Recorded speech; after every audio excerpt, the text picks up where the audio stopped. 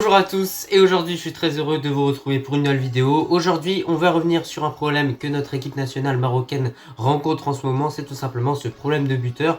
Certes les prestations contre le Paraguay et contre le Chili ont été bonnes, mais quand même il y a un gros problème qui n'a pas été résolu. Alors maintenant, quel buteur choisir? Telle est la question auquel nous allons tenter de répondre ensemble. Évidemment, comme d'habitude, si tu n'es pas abonné à cette chaîne, je t'invite à le faire maintenant, à liker et à commenter. Voilà, beaucoup de personnes passent sans être abonnées, donc abonnez-vous, c'est important pour voir la suite des vidéos et surtout pour tout simplement qu'on grandisse tous ensemble.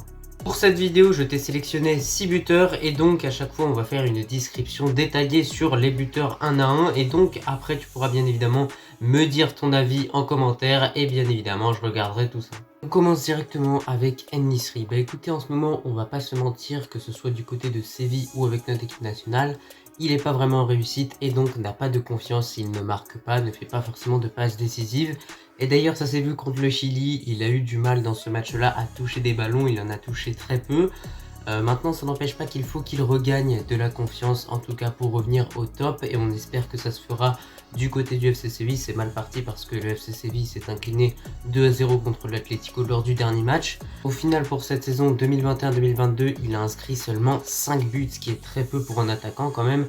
Bon, 5 buts en une vingtaine de matchs, certes, parce qu'il n'a pas du tout été épargné par les blessures. On en attend vraiment plus d'un attaquant comme lui, parce que durant cette saison 2020-2021, il avait réalisé une saison extraordinaire avec 24 buts au total en une trentaine de matchs. Et au final, on attendait cette saison 2021-2022 pour voir s'il allait confirmer. Et au final, il n'a pas confirmé. Ses qualités sont le jeu aérien, sa capacité à déclencher vite au niveau des frappes. Il aime également beaucoup gêner les défenseurs avec un pressing haut. Et il est également capable d'aller très vite quand il est lancé. N'hésitez pas à me dire en commentaire bien évidemment si vous pensez que En-Nesyri est la bonne solution. En tout cas, il y a quelque chose dont on est sûr, c'est que Walid Regragui a envie que En-Nesyri retrouve sa confiance pour tout simplement le convoquer au Qatar. On continue avec Ayoub El Kabi. Bah écoutez, c'est un bon attaquant avec notre équipe nationale. En tout cas, il a été très bon lors des éliminatoires pour la Coupe du Monde 2022 avec beaucoup de buts au compteur. Au final, du côté de son club, ça s'est plutôt bien passé pour cette saison 2021-2022 parce qu'en 32 matchs, il a inscrit 18 buts, ce qui est plutôt très convenable pour un attaquant, voire très bien. Donc, au niveau des statistiques, déjà, Ayoub El Kabi répond présent. Et le seul problème qui habite Ayoub El Kabi, c'est tout simplement l'irrégularité. Il est capable d'être très bon comme parfois très mauvais. Maintenant, il a plusieurs qualités quand même. La protection de balle, je trouve qu'il protège assez bien ses ballons. Mais surtout, sa grosse qualité, c'est sa patte gauche. C'est aussi puissance et précision. Maintenant, on va s'intéresser à Ryan May. Bah écoutez, Ryan May, ce qui est dommage, c'est qu'avant, il était très bon avec notre équipe nationale.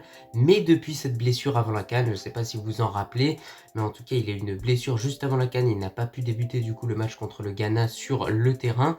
Et bah à partir de cette blessure-là, on n'a plus connu le même Ryan Mahé qu'on avait connu lors des qualifications pour la Coupe du Monde 2022, lors de la phase de poule. Il avait mis beaucoup de buts, il avait vraiment été étincelant. Et au final, depuis cette blessure-là, il s'est réellement éteint, j'ai envie de vous dire en quelque sorte, et ne sort plus de bonnes prestations.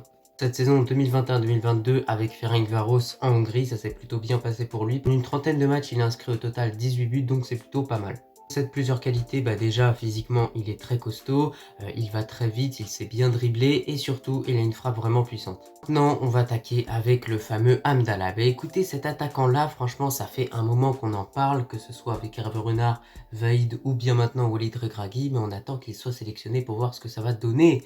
Et au final moi ça fait vraiment un moment que j'attends de le voir en équipe nationale parce qu'on en parle, on en parle, on en parle, mais voyons un petit peu ce que ça peut donner sur le terrain cet attaquant là. Et c'est pour ça que je le mets dans cette vidéo et qu'on va en parler ensemble. Maintenant, il y a plusieurs sources qui confirment que tout simplement Walid Regragui pourrait l'appeler pour la Coupe du Monde 2022, étant donné que voilà, on l'a vu lors de ce match contre le Chili ou bien contre le Paraguay, il y a un vrai problème de buteur et donc Hamdallah pourrait être ainsi convoqué. Cette saison 2021-2022, c'est un petit peu compliqué à comprendre, mais il a joué pour deux clubs. Donc tout d'abord Al-Ittihad où il a inscrit tout simplement 12 buts en 13 matchs et ensuite avec Al-Nassr où il a inscrit 3 buts en 6 matchs. Donc au final, au niveau des statistiques, on a un bilan qui est plutôt propre pour Hamdallah. Les qualités sont la finition, le jeu de tête et surtout on a un attaquant qui est vraiment complet dans l'ensemble. Non, on va s'intéresser à El Arabi. Bah écoutez, franchement c'est un attaquant que j'apprécie beaucoup.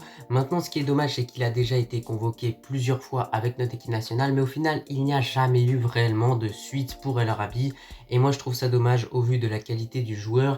Donc pour cette saison 2021-2022 du côté de l'Olympiakos, il a inscrit au total 22 buts en une trentaine de matchs. Donc franchement dans l'ensemble c'est vraiment des statistiques qui sont très propres, surtout que le championnat grec est en plein développement et que quand même c'est pas évident de mettre autant de buts. Maintenant, c'est un joueur qui a beaucoup de qualité, il a cet instinct du buteur, le fait d'être vraiment là au bon moment, au bon endroit. C'est également un joueur qui a cette grinta et cette rage de vaincre en lui.